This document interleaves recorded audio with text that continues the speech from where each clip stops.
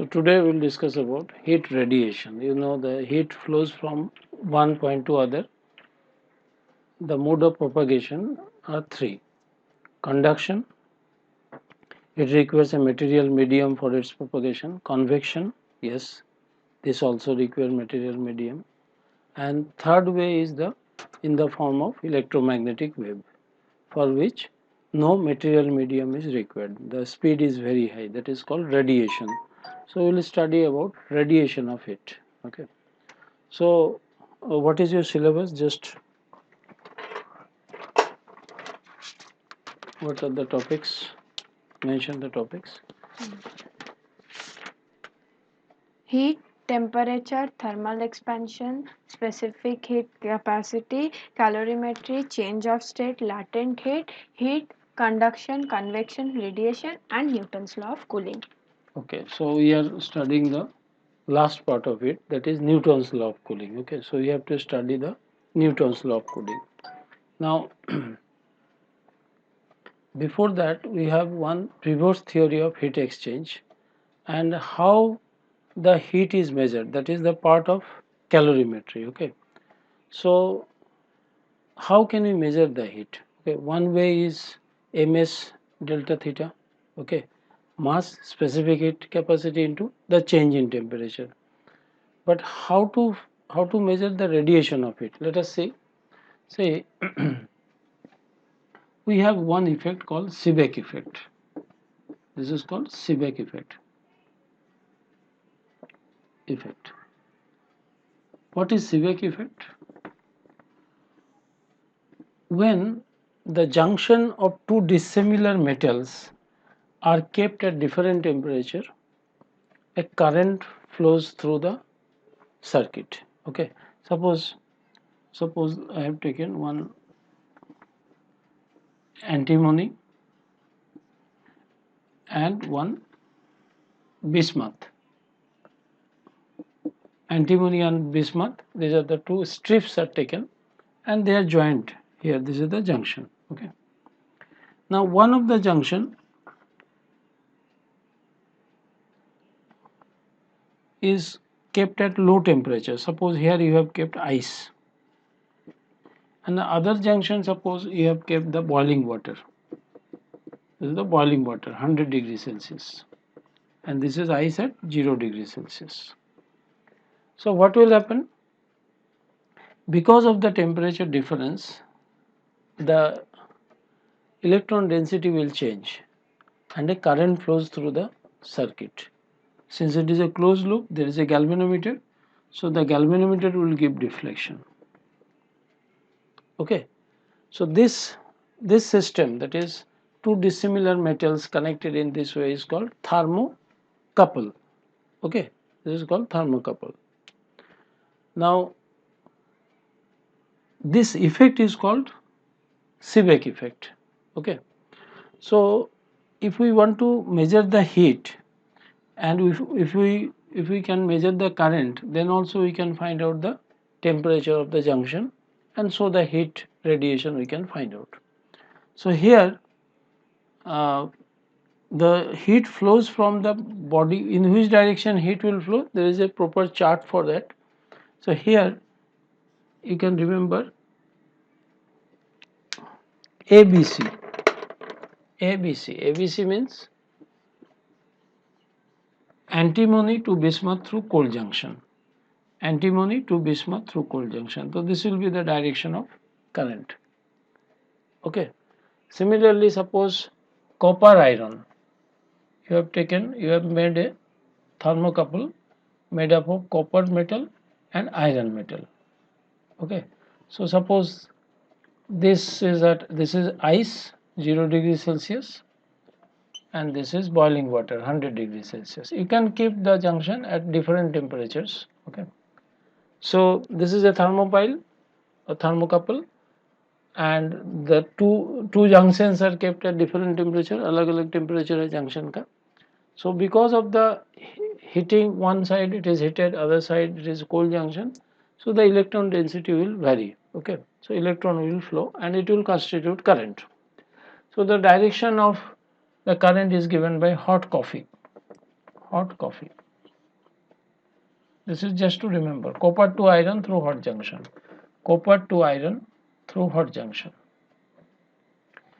So this phenomena means the flowing of current because the junction of two dissimilar metals are at different temperature. इसको क्या कहा जाता है? Seebeck effect. ठीक है, सीबेक इफेक्ट के कारण क्या होता है? करंट फ्लो करेगा. Okay, now let us see how heat radiation can be measured.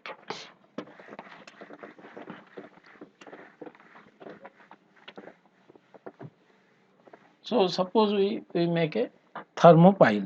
Thermopile means suppose rods of antimony and bismuth are taken and kept like this.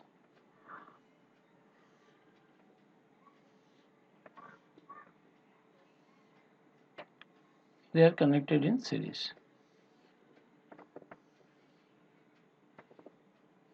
So this is suppose antimony, this is bismuth. Okay, this is antimony and this is bismuth. Two dissimilar metals. Okay, this is antimony and this is bismuth.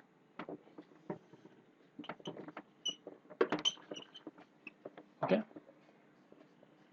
now these are the junctions. Now one set of junction, such a arrangement of different strips connected together is called thermopile. This is called thermopile. Okay, now suppose one set of junctions you keep at, you seal it. Sealing the junction means the temperature will remain constant and the heat to be measured. Okay, suppose here is a furnace, there is some heat here. So the heat to be measured is allowed to fall on the other set of junction. Okay, so the heat to be measured is allowed to fall in this set of junction. So if you do a closed loop, if you connect it in a closed loop, because of the temperature difference between the junction, electron will flow. This current is called thermoelectric current. So because of Seebeck effect, a current flows in the circuit. This current is called thermoelectric current. Since current is flowing, there is a EMF. That is why the current is flowing. This is called thermo EMF. Okay. So we will discuss more about Seebeck effect and Peltier effect or Thomson effect later in your heating effect of current. Okay. So here you need to know कि अगर कोई heat radiation को major करना है, उसको allow करो to fall in this set of junction, measure the current, you can find out the amount of heat incident on this surface. Correct? Now here there is a concept called black body. What is a black body? A body which can absorb all the heat incident in it is called a black body. What is a black body?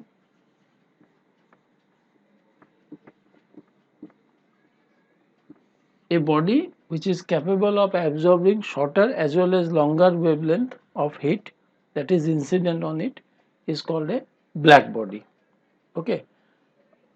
Normally the color of the body is also black, that is why it is black body. It will not allow to reflect. Normally अगर वो black body नहीं होगा तो क्या होगा? Whatever heat is incident on that body, some of the heat will get reflected. ठीक है, तो हम कभी जब न्यूमेरिकल्स करेंगे तो then will study about reflection coefficient, transmission coefficient. Okay, refraction होता है लाइट का, हीट रेज का, वो सब पढ़ेंगे. But perfect black body means it is capable of absorbing all the heat incident on it. Okay, so there are something called Leslie cube. How it looks like? Suppose there is a, suppose we construct a cube like this. How we measure heat? We are discussing about the measurement of heat and different types of devices available for measurement of heat. Okay, so suppose this is a cube.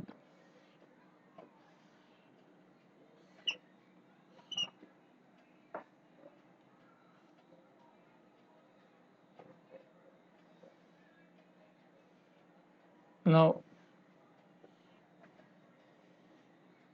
rods of two dissimilar elements, suppose antimony and bismuth, are piled up in such a way that they are alternately connected. Correct?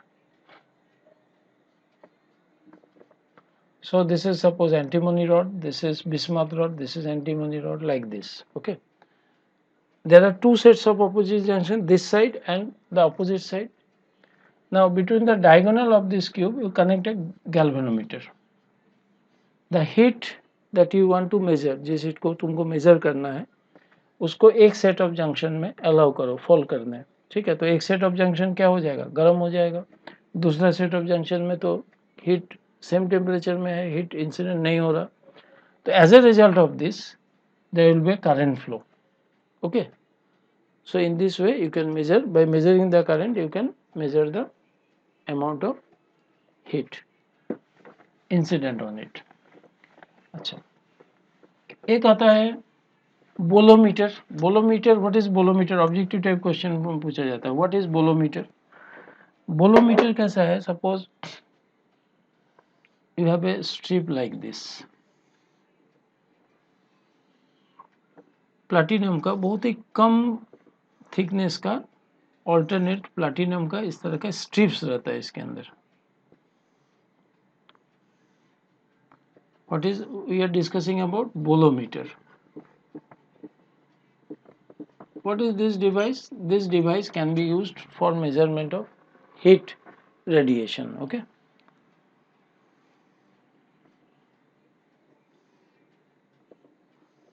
Like this. So there is a small gap. This looks like a grating. Okay. Now this is painted black. The alternate, it looks like a grating. Grating means, grating is a device used for diffraction of light. Okay. So similar to grating. Now this is painted black so that whatever heat incident on it, it will completely absorb that heat. Okay. Now this bolometer, suppose we have a Wheatstone bridge. You know Wheatstone bridge, Kirchhoff's law, null deflection. No? So Wheatstone bridge means four resistances connected to end. Okay. So between the third arm and fourth arm, you keep a bolometer. Okay, this is one bolometer and this is other bolometer. P, Q, this is the third arm, this is the S. This is one bolometer, this is other bolometer. And you connect the galvanometer and between the other end you pass the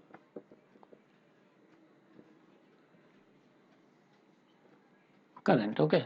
So what will happen? One of these are the two bolometers, same bolometers you have connected at the ratio arms and the third and fourth arm of the Wheatstone bridge. Okay. Now one of this bolometer is sealed, means here heat will not incident, and other bolometer is exposed to radiation. जिस radiation को measure करना है उस radiation को इसमें incident करो. क्या होगा, heat अगर इसमें incident होगा तो प्लैटिनम का रेजिस्टेंस बढ़ जाएगा, है ना. You know, with the increasing heat the resistance increases. If the resistance increases, this bridge जो इलेक्ट्रिकल रेजिस्टेंस का ब्रिज है उसमें कैसा है, P by Q equal to R by S. First arm का resistance divided by second arm का resistance. ये क्या है, कंडीशन ऑफ नल डिफ्लेक्शन. ये हम लोग पढ़ चुके, करेक्ट ना. Yes. Kirchhoff's law. Okay, applying Kirchhoff's law in Wheatstone bridge. तो फर्स्ट आर्म का resistance divided by second arm का resistance equal to third arm resistance by fourth arm resistance. अगर ये रेशियो सेम है तो गैल्वेनोमीटर का deflection नहीं होगा. करेक्ट. अच्छा, जैसे ही मैं हीट जो मेजर करना है उसको जैसे मैं इसमें इंसिडेंट कराऊंगा तो इसका रेजिस्टेंस बढ़ जाएगा. अगर रेजिस्टेंस बढ़ जाएगा तो रेशियो चेंज हो जाएगा, बैलेंस नहीं रहेगा, तो this will give the deflection.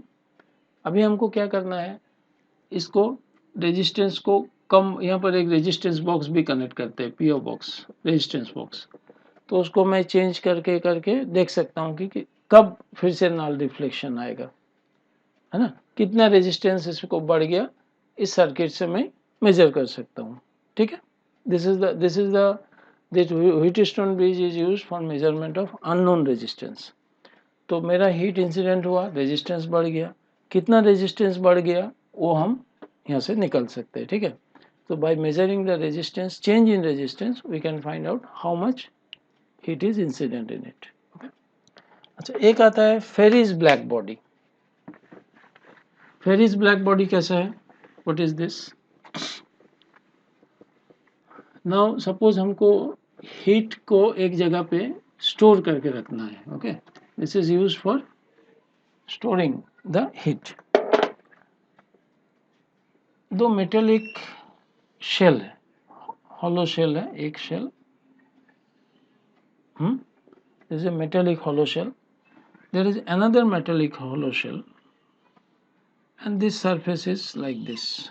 Pac-Man का वीडियो गेम खेला ना, वैसे देखने में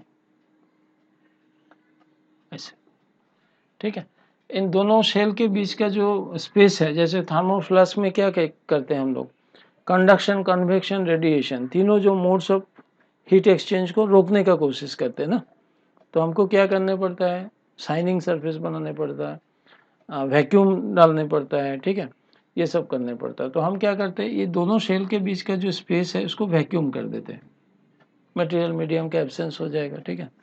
ऊपर वाला सरफेस को हम क्या कर देते हैं, शाइनिंग बना देते हैं, सो दैट बाहर से हीट नहीं आएगा, जाएगा नहीं। अच्छा, अभी inner surface of the inner shell, ये जो सरफेस है ना, अंदर वाला सरफेस, इसको हम पेंटेड ब्लैक, इसको ब्लैक पेंट कर देंगे। ब्लैक पेंट कर देने से क्या होगा, वो ज़्यादा हीट को एब्जॉर्ब करेगा, ठीक है।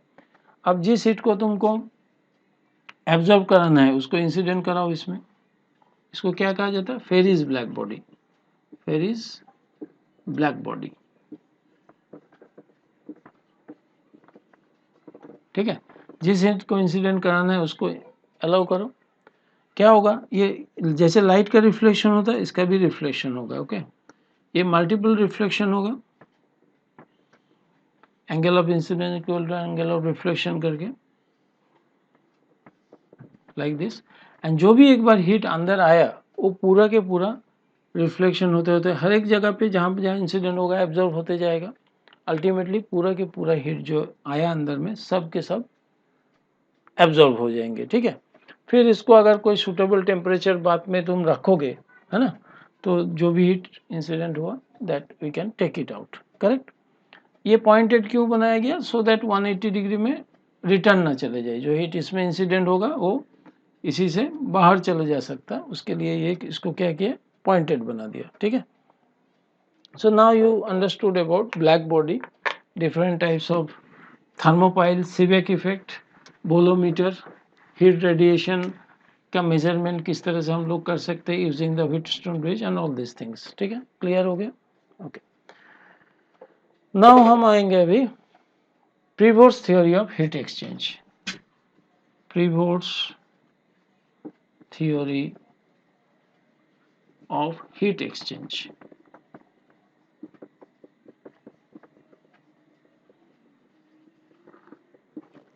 इस थ्योरी में क्या कहा गया कि any body which is at temperature more than absolute zero, जिसका टेम्परेचर -273.15 डिग्री सेल्सियस से ज़्यादा हो, ऐसा कोई भी body it emits radiation, okay, it emits radiation. Now this is previous theory of heat exchange. तो सपोज मेरे पास दो बॉडी है, बॉडी ए और इसके सराउंड कर रहा और एक बॉडी है, बॉडी बी। सपोज इसका टेम्परेचर है टी ए, इसका है टी बी, ठीक है। एंड टी ए का टेम्परेचर, जो ए बॉडी का टेम्परेचर है वो बी बॉडी का टेम्परेचर से ज़्यादा है, ठीक है। सो ए बॉडी जिसका टेम्परेचर ज़्यादा है, it is completely surrounded by the body B, okay. तो देखो अभी जिसका ज़्यादा टेम्परेचर होगा वो ज़्यादा हीट लॉस भी करेगा, ठीक है। सो क्या होगा, a body will start radiating heat, B also radiate, लेकिन कौन ज़्यादा हीट रेडिएशन करेगा? जिसका टेम्परेचर ज़्यादा है वो ज़्यादा हीट रेडिएट करेगा, करेगा या नहीं? तो जो ज़्यादा हीट रेडिएट करेगा और कम हीट एब्जॉर्ब करेगा उसका क्या होगा? टेम्परेचर फॉल होगा। वो ज़्यादा हीट रेडिएट कर रहा और बी बॉडी क्या कर रहा? कम हीट रेडिएट कर रहा। पिवोट्स थ्योरी के हिसाब से क्या है? चूंकि बी का टेम्परेचर एब्सोल्यूट जीरो से ज़्यादा है, B body will also radiate heat, A will also radiate heat, but दोनों में से कौन ज़्यादा हीट रेडिएट करेगा? A will radiate more energy than B. तो रिजल्ट इज ए का टेम्परेचर कंटिन्यूसली कम होते जाएगा और बी का टेम्परेचर क्या होगा? बढ़ेगा। करेक्ट ना? क्लियर? इतना क्लियर है?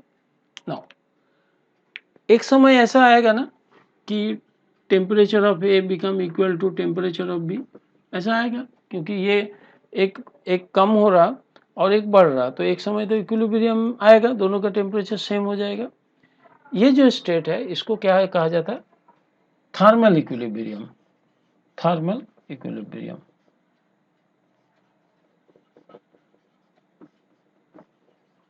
ठीक है। Now the question is this: when they attain a common temperature, whether the heat exchange will continue or it will stop? It will continue. ठीक है। Why? Because pivot theory कहता है कि any temperature body at temperature higher than absolute zero will continuously emit radiation. ठीक है।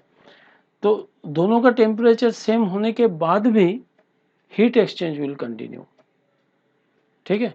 So thermal equilibrium is a dynamic equilibrium, मतलब heat exchange stop नहीं होगा, इट विल कंटिन्यू। ये सब ऑब्जेक्टिव टाइप क्वेश्चन में पूछा जाता है। Okay, what is thermal equilibrium, what is previous theory of heat exchange, what happens when thermal equilibrium attend, when thermal equilibrium attend then also heat exchange continues, इसलिए इसको क्या कहा जाता है? It is a dynamic equilibrium. ठीक है। But जितना heat ये लूज करेगा उतना हीट ये गेन भी करेगा। ठीक है। The amount of heat lost by A equal to the amount of heat gain by A, because उतना हीट बॉडी बी भी रेडिएट करेगा। करेक्ट ना? So the exchange of heat continues at equal proportion, hence the temperature remains constant. ये सब condition हम ऐसे study कर रहे हैं कि चलो भाई ये क्लोज सिस्टम है, बाहर सिस्टम डिसिपेट नहीं हो रहा, इसका जो एनर्जी है बाहर नहीं जा रहा। ठीक है। So this is called Prevost theory of heat exchange. Clear? अच्छा, नाउ हम करेंगे अभी study what is about Stefan's law of heat radiation. Okay, Stefan's law में क्या कहा जाता है कि body radiates heat continuously, the amount of heat radiated by a body per unit surface area per second is proportional to the fourth power of temperature difference between the body and the surrounding. ठीक है। तो Stefan's law, we are studying about Stefan's law. What is this law about? ये कितने heat per square metre या per square unit per second loss होगा due to the radiation, कितना radiation होगा per second, ये बताते हैं स्टीफन्स लॉ। क्या कहा गया कि द हीट लॉस्ट पर यूनिट एरिया पर second D Q by D T is proportional to the temperature, fourth power of temperature difference between the body and the surrounding. तो बॉडी का टेम्परेचर सपोज टी है, T to the power 4 minus surrounding का temperature suppose T0 है। ये क्या है? Temperature at absolute scale, मतलब degree Celsius को 273 से ऐड किया तो केल्विन में आया। ठीक है। तो ये केल्विन स्केल का टेम्परेचर है। ठीक है। So the amount of heat lost पर यूनिट एरिया पर second is proportional to the fourth power of temperature difference between the body and the surrounding. What is T? T is the temperature of the body. What is T0? T0 is the temperature of surrounding. ठीक है। So now if we expand it, तो proportionality sign को हटाना पड़ेगा। तो proportionality sign को हटाने के लिए क्या चाहिए? एक इक्वल साइन, एक कांस्टेंट। ठीक है, T⁴ माइनस T⁴ ये जो कांस्टेंट ऑफ प्रोपोर्शनलिटी है इसको क्या कहा जाता है? Stefan's constant. ठीक है, this is called Stefan's constant. अच्छा, इसका यूनिट क्या होगा, इसका डायमेंशन क्या होगा? Very easily we can determine. This is what? This is heat lost पर यूनिट एरिया पर सेकेंड ना। सो ये क्या है? dq क्या है? Joule. Joule is the heat per unit surface area per metre square. ठीक है, per second, second to the power -1। और इधर क्या है? केल्विन टू द पावर 4 है। ठीक है, माइनस करोगे तो यूनिट क्या होगा? Kelvin to the power 4। तो इधर डिनोमिनेटर में आएगा, ऊपर जाएगा तो kelvin to the power -4। This is the unit of heat. ठीक है, तो हम इसका डायमेंशन भी निकाल सकते हैं।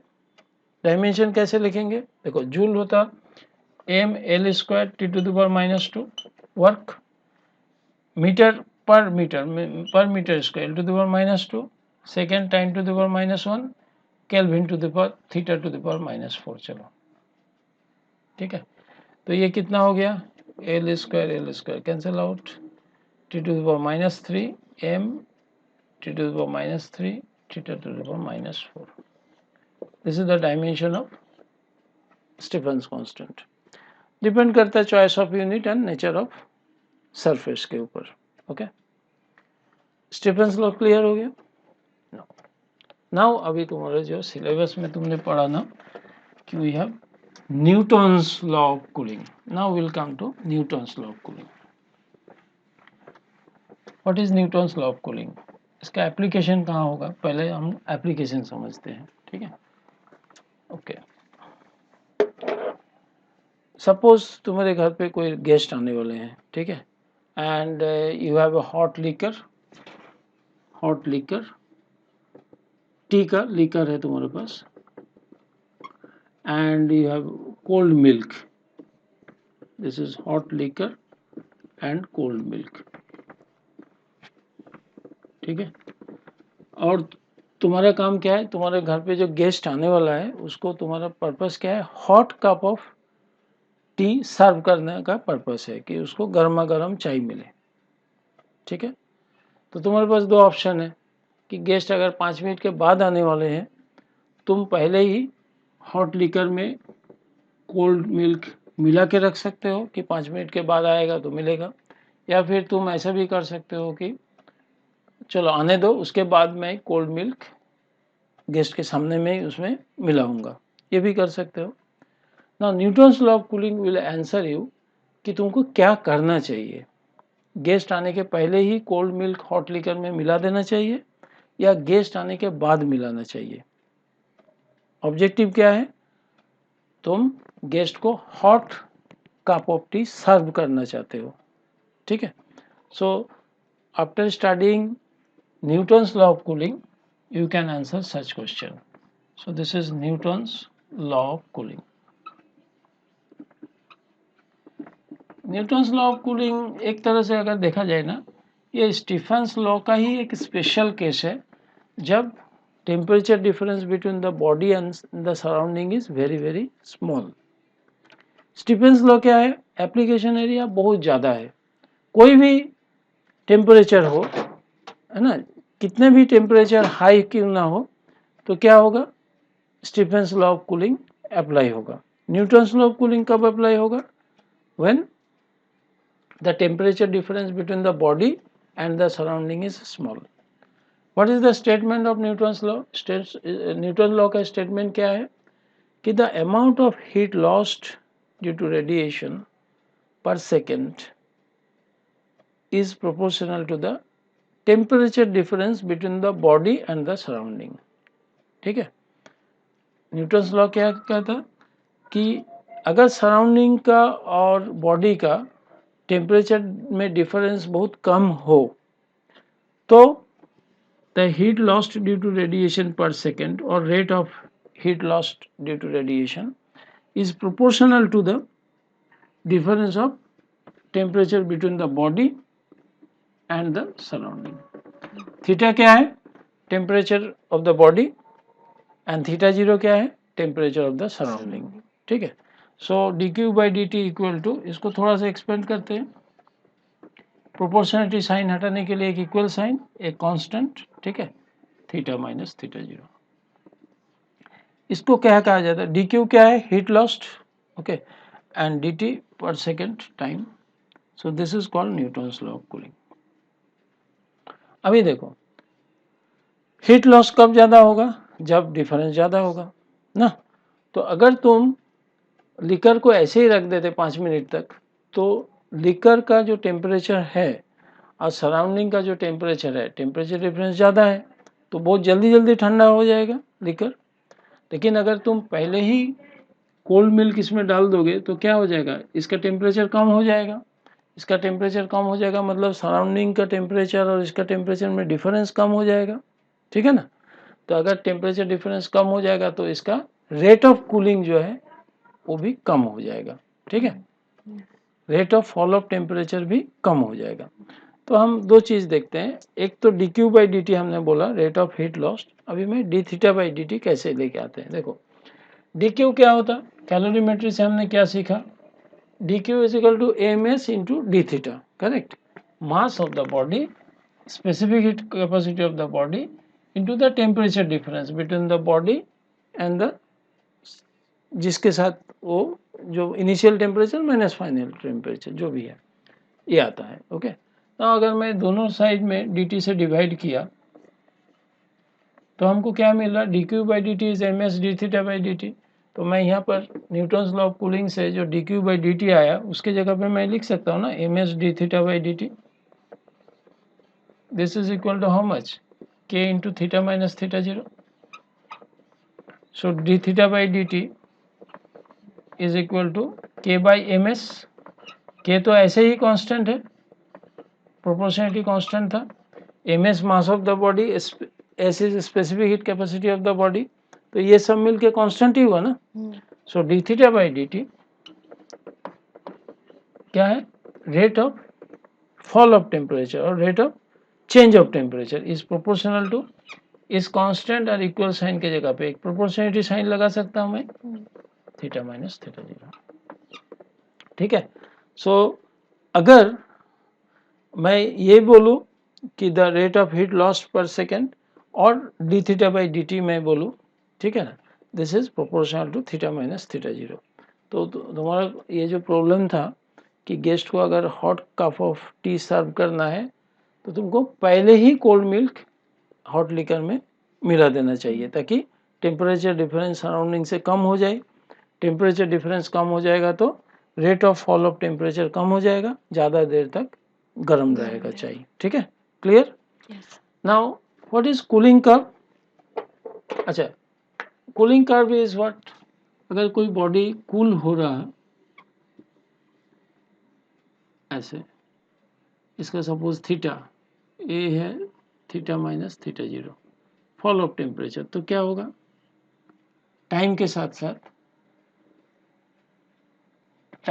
साथ टेम्परेचर क्या होगा, D theta by D T, ये जो टेम्परेचर है थीटा कम होते जाएगा ना, this is called cooling curve, correct. अच्छा, okay, so now you understood Newton's law. Now can we derive Newton's law from Stephen's law? Yes, we can derive. Let us see. Newton's law of cooling जैसे मैंने बताया ना, Newton's law of cooling is a special case of Stephen's law of cooling, ठीक है। Stephen's law of cooling is applicable for any temperature difference, ठीक है, and Newton's law of cooling is applicable when the temperature difference is very small, okay. Now let us see whether Stephen's law से हम Newton's law में आ सकते हैं या नहीं आ सकते, ओके। लेट अस सी,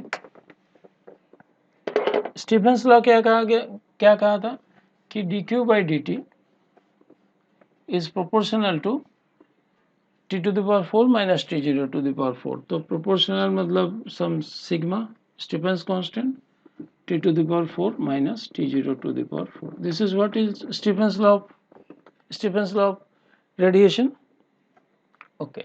सो हम इसको लिखेंगे D Q by D T equal to sigma,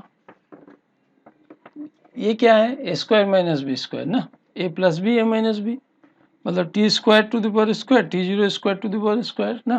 तो इसको हम क्या कर सकते हैं, a plus B into a minus B, ठीक है, this is same thing. So D Q by D T is equal to sigma T square plus T zero square, this is again a square minus B square, a plus B and a minus B, ठीक है। मैं क्या बोला कि Newton's law of cooling is applicable when the temperature difference is very small ना।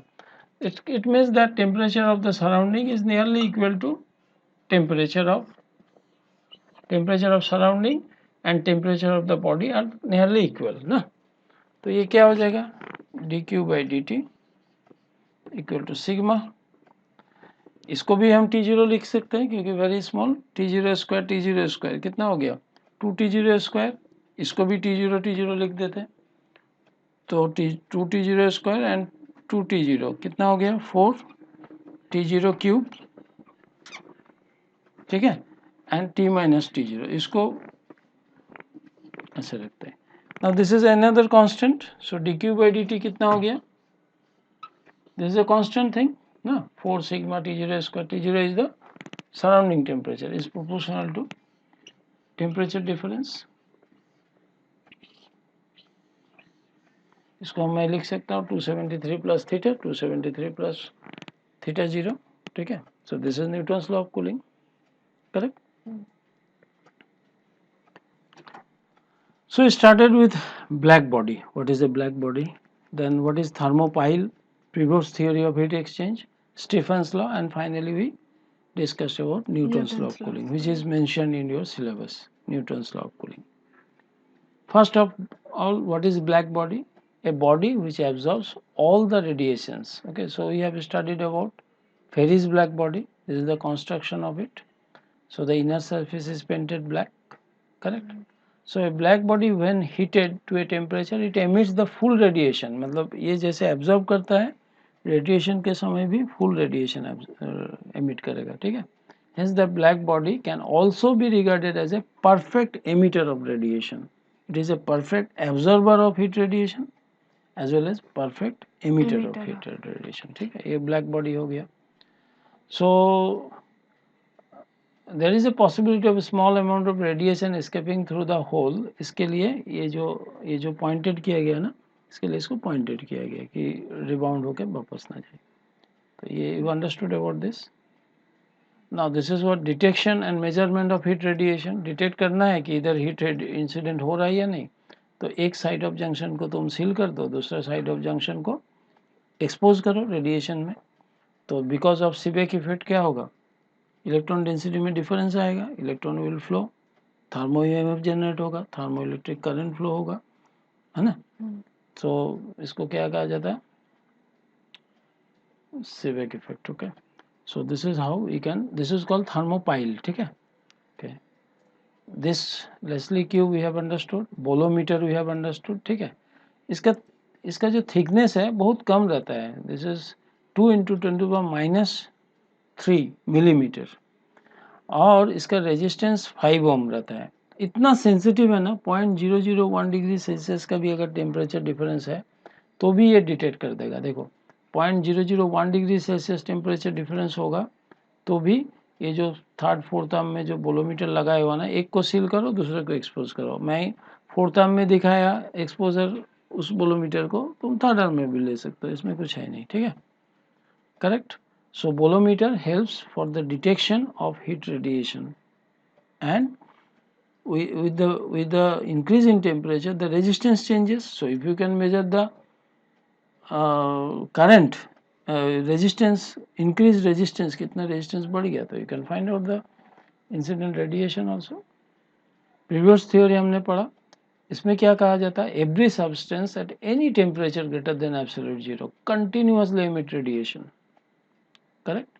So the amount of radiation emitted per second increases with the increase in temperature of the substance. जितना गर्म करोगे उतना ज़्यादा रेडिएशन होगा।